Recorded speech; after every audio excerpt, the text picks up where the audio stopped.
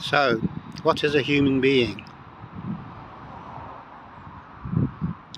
According to Shakespeare, a human being is a forked radish. So that could be true. We could be radishes. In a metaphorical sense, of course. We could be radishes. And philosophers over the course of the millennia have come up with lots to say about what is a human being, what is a person. But we won't worry about that too much. We'll skip on and turn a new page, a nice fresh page, and we'll start again. And we will say that man is a spinner, or human beings are spinners, people are spinners. We're spinners because we spin.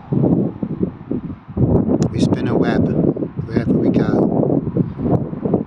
A great big sticky web that we can't stop spinning, that we are continuously spinning, and which we are continuously caught up in. It takes a hell of a lot to stop us spinning. We spin as much as we're able. It would take a very big shock to the system to stop us spinning. We wake up in the morning, we start spinning as soon as we wake up, just about. Maybe there might be a few seconds relief. And we spin all day till we go to bed. Then when we're lying in the bed, we keep on spinning until eventually we go to sleep. Only to do the same thing again the next day.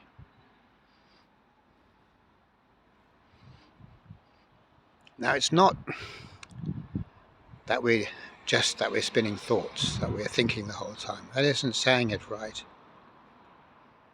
What we're spinning is the taken for granted context within which thoughts can happen, within which thoughts can make sense. So if you were ever to try thinking a thought outside of its proper context, outside of the framework that gives it meaning, that thought would be the most extraordinarily meaningless thing. It would be a laughable bit of nonsense. Every thought. We think we're saying something. We think we're representing reality, in fact, but we're not. Thoughts don't represent reality. They're supposed to, but they don't, because reality can't be represented.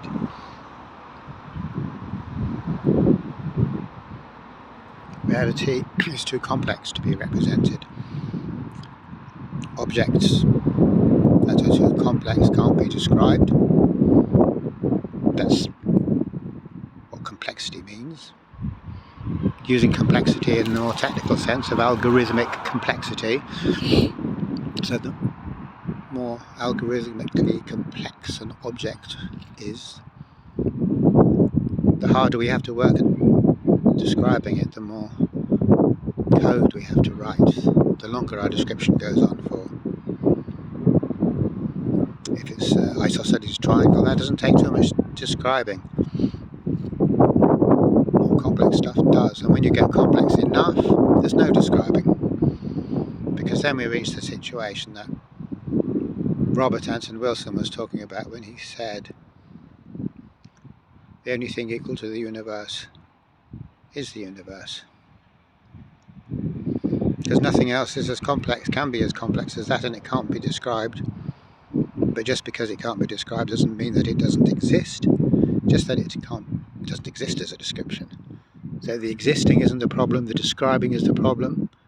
But we see this backwards, because we are pretty much convinced that unless we can describe something to ourselves, it can't exist. And what's more, unless we are describing something to ourselves within the assumed context that we are continuously projecting, then in pragmatic terms it doesn't exist for us. We have no way of knowing about it. It doesn't figure at all. it'll only figure if there's a reference to it within the artificial framework that we've projected. And there aren't any references to reality in the artificial framework. The only references are to that same artificial framework, because it's a self-reflexive loop. Thought is a loop. It's kind of reminiscent of what Alan Watts says when he's talking about this game. How many people actually play this particular game these days, I don't know, but it's a kind of a dictionary game where you open up a page and you put your finger on a word, and then you look up to see how the dictionary defines the word, and it'll define it in terms of other words, obviously, because it's no good trying to define it in terms of itself. You can't say, well, a fox is a fox. Oh, that's what it is, it's a fox. Why didn't I know that? You have to define it in terms of other things, because otherwise the definition doesn't work. But then the whole point of Alan Watts' game is that if you keep on doing that, get to another page and you find what word is being used to describe the first word, and you look up the definition of that word, then more words will be used to define that, obviously. It's the same thing, so obviously it is. And sooner or later, according to Alan Watts, and I haven't tried this, but it seems plausible enough, get back to the word we started with. So each step of the way, although it seems like we are properly describing something, properly defining something, and we can go, yeah, okay, now I've learned something. When we step back and see the big picture, we see the loop, and as soon as we see that loop, we know that nothing's been described. Words can only be defined in terms of other words.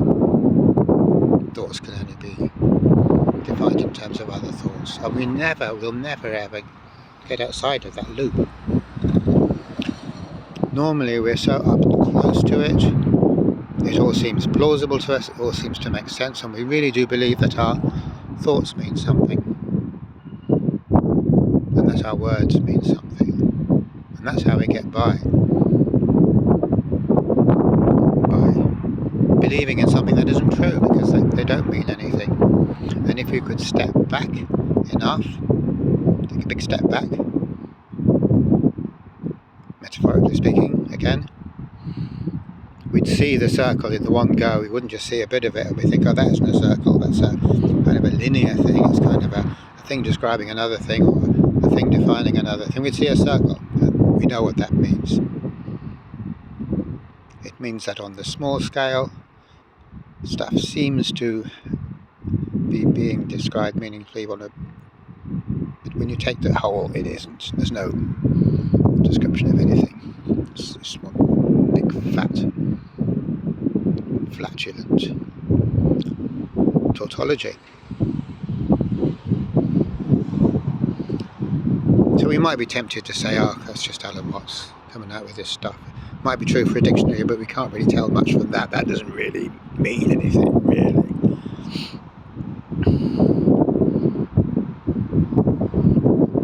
We might say that because we're quite likely to be made uncomfortable by this particular suggestion that everything we know is a tautological loop, or comes out of a tautological loop. But Richard Feynman voted at one point in his life the most intelligent person in the world, which is a nice title, I guess. I don't think it was really rigorously tested to make sure there might have been people hiding around that were more intelligent or are more intelligent. That they didn't interview every single person in the world or anything like that. It wasn't a research journal. I think it was Omni or some sort of magazine like that. But anyway, the point is that Richard Feynman was, by all accounts, a very solid physicist, and he didn't have much tolerance for people talking shite, or other scientists talking shite, and he wouldn't waffle a lot of shite himself either. So what he said is that in physics, which is kind of the supreme science in a way, or it seems like the supreme science, head and shoulders above the rest, in terms of its achievements, in terms of its kudos, in terms of its predictive power, its etc, etc. And we have lots of formulae in physics, such as F equals ma, and lots of formulae. I can't remember anymore. There's loads of formulae, and then these formulae don't seem tautological. As if I say that force equals mass times acceleration. This seems to be genuine, a kosher kind of a formula. It seems to mean something, and it can indeed be used. But when we take the bigger picture, according to Feynman himself,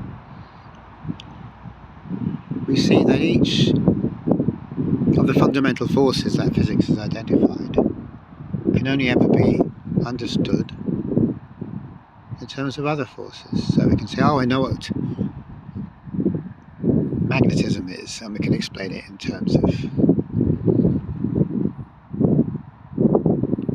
some other fundamental force. Perhaps we could somehow manage to link it to gravity, or explain gravity in terms of some other force. That's of course the unified field theory that Einstein was looking for, to explain them all, tie them all together, every single thing in the one equation, not just E equals mc squared, but all the fundamental forces all tied up like that. But what Feynman was saying is that it goes round in a circle, because we can only understand one fundamental force in terms of another, and then that is in turn explained by another, and eventually you do get back. So it's the dictionary game all over again.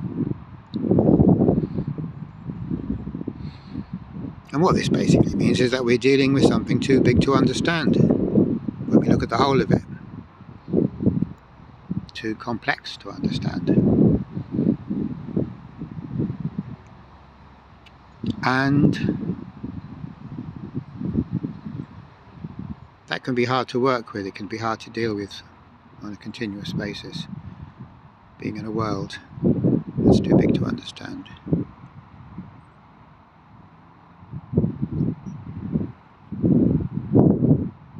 So we don't. We just look at things on a small scale and we carry on that way. And the way that we manage to only ever see the small scale of things is by the process of decomplexification, which is what I initially referred to as spinning. So we spin a degraded form of reality for ourselves the whole time. I don't mean degraded in a moral sense. I mean just that it's been reduced to a very simplistic kind of parody of what the situation really is. And within that oversimplistic parody, we can know things and what we think makes sense. And so we carry on living within this oversimplistic parody of reality. And in order for the oversimplistic parody of reality to work as reality and to appear totally, absolutely real, which it does to us, we can't let any of the actual reality in at all, because even a little tiny bit of it would give the game away. Even the tinsiest, tiniest little piece of it, straight away, it would knock the stuffing out of the game that we're playing. We would start to see that we'd cease to believe it in that deep, fundamental way, that unquestionable way that we do. So, as long as we live in a world that is completely made up of mental constructs, we don't know that the mental constructs are mental constructs. As soon as we see something that isn't a mental construct, then everything is called into question, and we can no longer go around in the way that we do go around, in this matter-of-fact way, dealing with the oversimplified parody or lower analogue of reality as if it is the only world there is. We can no longer do that.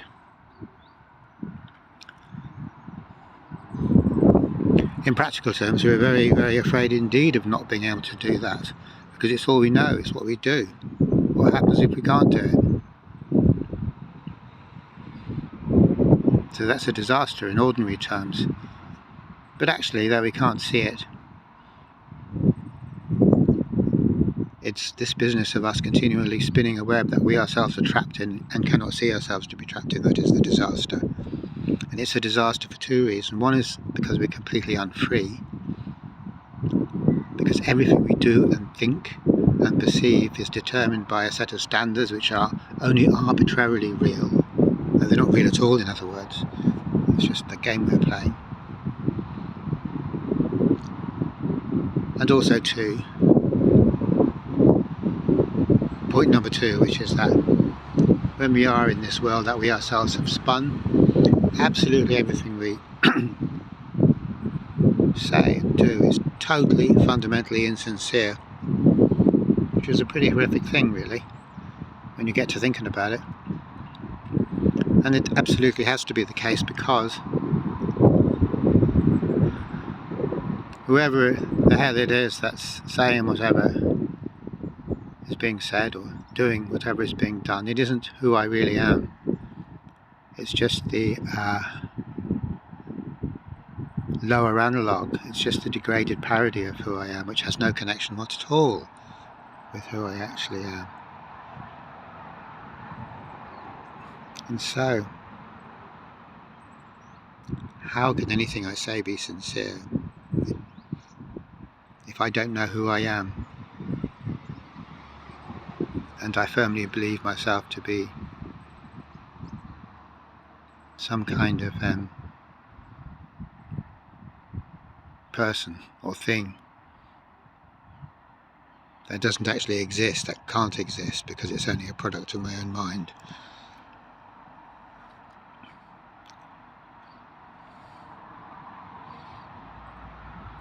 The only way we can be sincere is if we're being who we are. If I'm pretending to be something else, someone else, without knowing that I'm pretending, then there is no sincerity, even when I really truly believe that there is.